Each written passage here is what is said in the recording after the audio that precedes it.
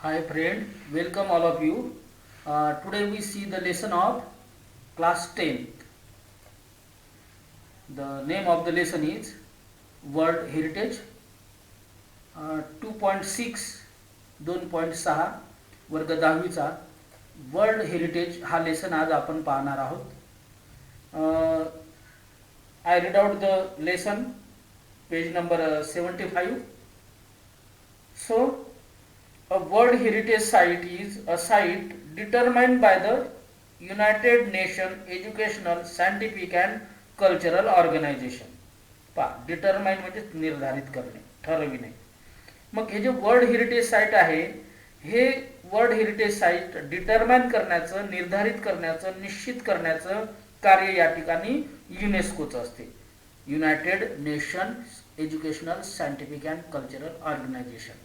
Educational, शैक्षणिक, scientific, वैज्ञानिक आणि कल्चरल म्हणजेच सांस्कृतिक जे काही ऑर्गनायझेशन आहे जागतिक स्तरावरची म्हणजेच युनेस्को. या युनेस्कोचं कार्य असतं to determine the world heritage site. World heritage site ज्या आहे त्या निर्धारित करण्याचं काम युनेस्कोचं असतं. कारण की that was to have the significant cultural or natural importance to humanity. Humanity म्हणजेच मानवजात असेल. मानवजातीच्या एक वैशिष्ट्यपूर्ण अशा प्रकारचे कल्याणासाठी किंवा मानवजातीचं जे काही एक सांस्कृतिक आणि एक नैसर्गिकदृष्ट्या महत्त्व असलेलं, विशेष महत्त्व असलेलं हे जे काही युनेस्को आहे, या युनेस्को मार्फतच या ठिकाणी वर्ल्ड हेरिटेज साईट जे आहे याचं निर्धारित केलं जातं. And as such site are protected and maintain by the international world heritage program which is the administrated by the UNESCO world heritage committee. आणि म्हणून अशा प्रकारच्या ज्या साईट आहेत त्या प्रिझर्व केल्या जातात, प्रोटेक्ट केल्या जातात, जतन केल्या जातात. कोणाकडून? By the international world heritage programme.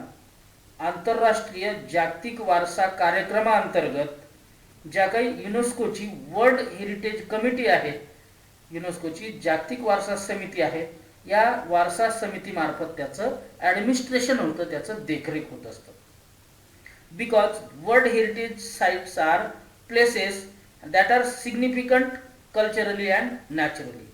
मग वर्ल्ड हेरिटेज साईट ह्या अशा स्थळ आहेत, असे ठिकाण आहेत की that are significant culturally and naturally, म्हणजेच सांस्कृतिकदृष्ट्या आणि नैसर्गिकदृष्ट्या अत्यंत वैशिष्ट्यपूर्ण असणारी ही स्थळे आहेत. उदाहरणार्थ काही सांस्कृतिकदृष्ट्या प्रसिद्ध असलेली स्थळे आणि काही नैसर्गिकदृष्ट्या प्रसिद्ध असलेली स्थळे याचा समावेश त्यामध्ये होतो. पण त्यामध्ये सुद्धा अजून they were very in type, very म्हणजे डिफरंट, त्यामध्ये सुद्धा विभिन्नता असते. And include the forest, lake, monument, building and cities. आणि या नैसर्गिक आणि सांस्कृतिक ज्या काही समजा जागतिक वारसा स्थळ आहे यामध्ये कोणकोणत्या गोष्टीचा समावेश होतो बा? इन्क्लूड म्हणजेच समावेश होणे. इन्क्लूड द फॉरेस्ट, फॉरेस्टचा समावेश होतो. त्यानंतर it also include the lake, तळे. त्यानंतर मोन्युमेंट्स, देन बिल्डिंग्स म्हणजे स्थापत्यकला, and then the cities. This is the city, pink city of the Jaipur. Then the world heritage site can also be the combination of both cultural and natural area. पहा, world heritage site आपण पाहिलं, काही natural आहेत आणि काही cultural आहेत, म्हणजे नैसर्गिक वारसा स्थळे आणि त्यानंतर सांस्कृतिक वारसा स्थळे.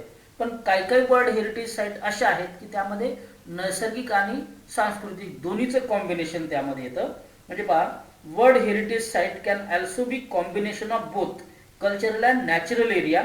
फॉर एक्झाम्पल जर पाहायचं असेल, the mount Huangshan in China, चायनामधलं जे माउंट हंक्शन पर्वत आहे, that is the site which is the significance of human culture, म्हणजे मानवी सांस्कृतिकदृष्ट्या अत्यंत वैशिष्ट्यपूर्ण आहे. कारण because it play a role in historical Chinese art and literature, म्हणजे चीनच्या इतिहासातील कला आणि साहित्यामध्ये सुद्धा हे जे पर्वत आहे महत्त्वाचा रोल आहे या पर्वताचा. आणि दुसरी गोष्ट, the mountain is also significant. Mountain हा यासाठी सिग्निफिकंट आहे, यासाठी वैशिष्ट्यपूर्ण आहे त्यासाठी because of its physical landscape characteristic, म्हणजे काही त्यांचे भौगोलिक लँडस्केप, भौगोलिक स्थल सौंदर्य आहे, त्या दृष्टीने सुद्धा हे पर्वत अत्यंत महत्त्वाचं आहे. आणि त्यामुळे या ठिकाणी कल्चरल आणि natural both combination are we see in this site. Then the history of world heritage site. आता वर्ल्ड हेरिटेज साईटचा इतिहास आपण पाहूया. वर्ल्ड हेरिटेज साईट हे कशा प्रकारे त्या ठिकाणी त्यामध्ये इन्क्लूड होत गेलं, त्याला महत्त्व कसं प्राप्त झालं.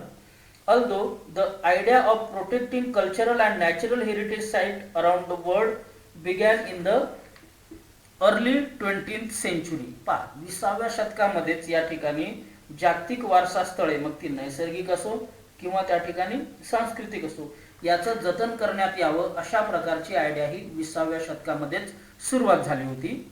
बट द मोमेंटम म्हणजे या ठिकाणी प्रत्यक्ष चालना मिळणे. But the movement for its actual creation was not until the 1950s.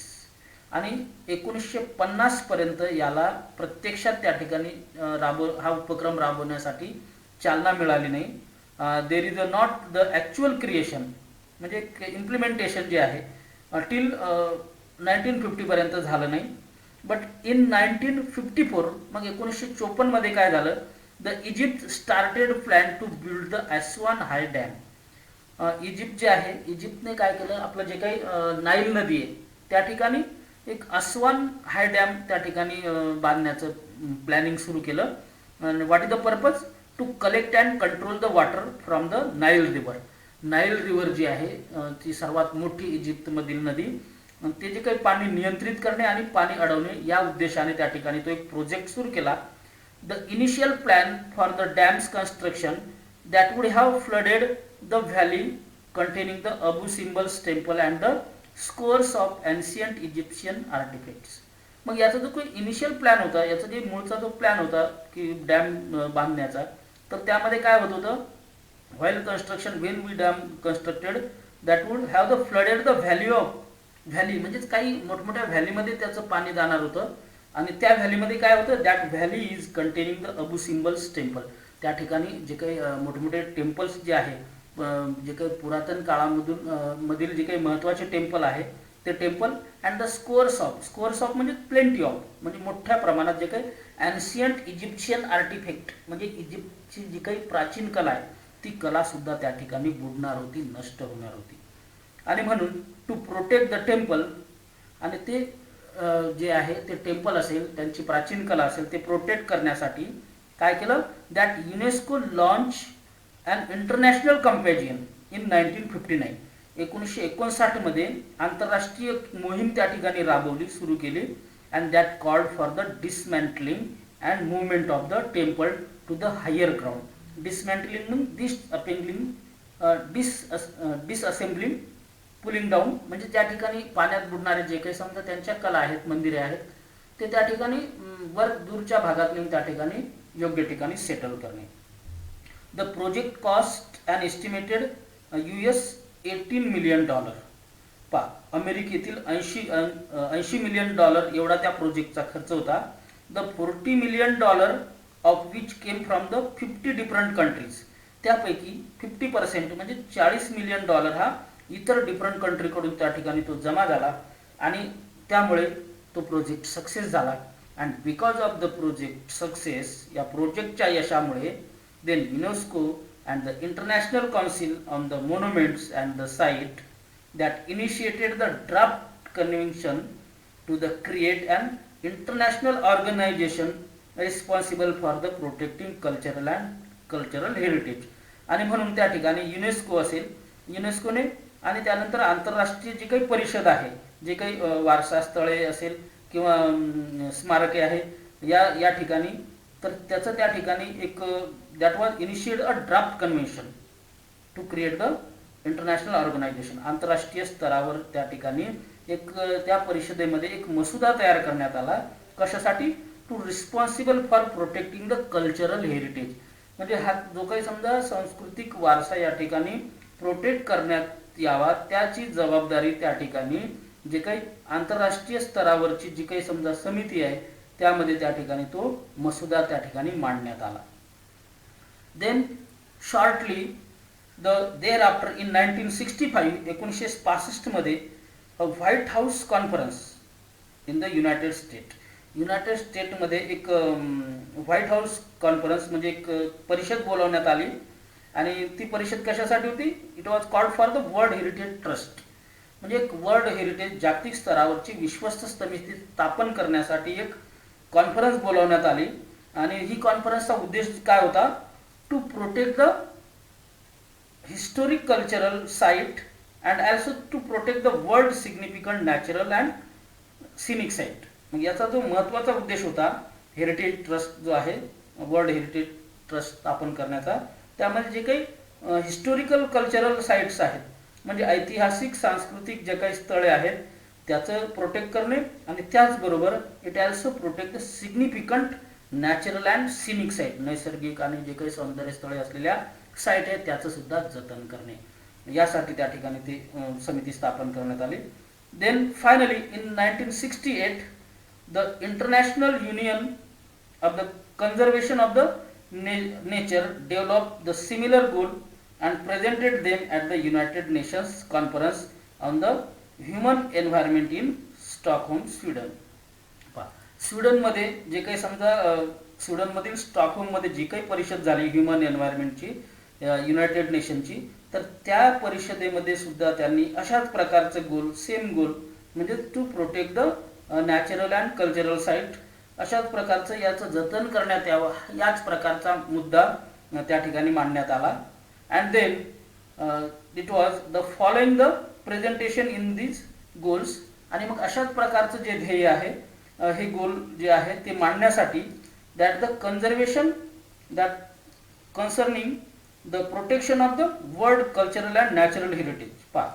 Main जो आहे महत्त्वाचं that conservation of the protection of the world cultural and natural heritage, म्हणजे कल्चरल सांस्कृतिक आणि नॅचरल नैसर्गिक जो काही वारसा आहे तो वारसा that was adopted by the UNESCO. आणि शेवटी युनेस्कोने ते अडॉप्ट केलं की अशा प्रकारचं नैसर्गिक आणि सांस्कृतिक जे काही वारसा स्थळे आहे हे आपण अडॉप्ट केलं पाहिजे, जतन केलं पाहिजे, याला त्या ठिकाणी मान्यता मिळाली.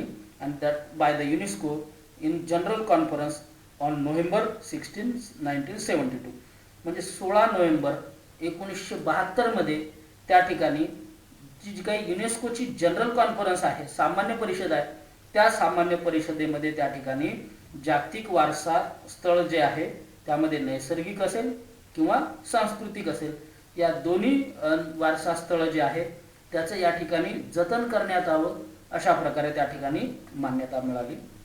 आणि मग द वर्ल्ड हेरिटेज कमिटी, आता ही जी वर्ल्ड हेरिटेज कमिटी आहे ती कशी स्थापन होते पहा. Today's the world heritage committee is the main group responsible for establishing which site will be listed as the UNESCO world heritage site.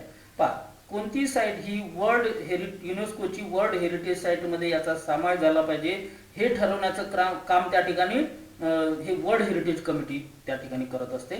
मग ही जी वर्ल्ड हेरिटेज कमिटी आहे this committee meet once a year, याची वर्षातून एकदा या ठिकाणी meeting होत असते.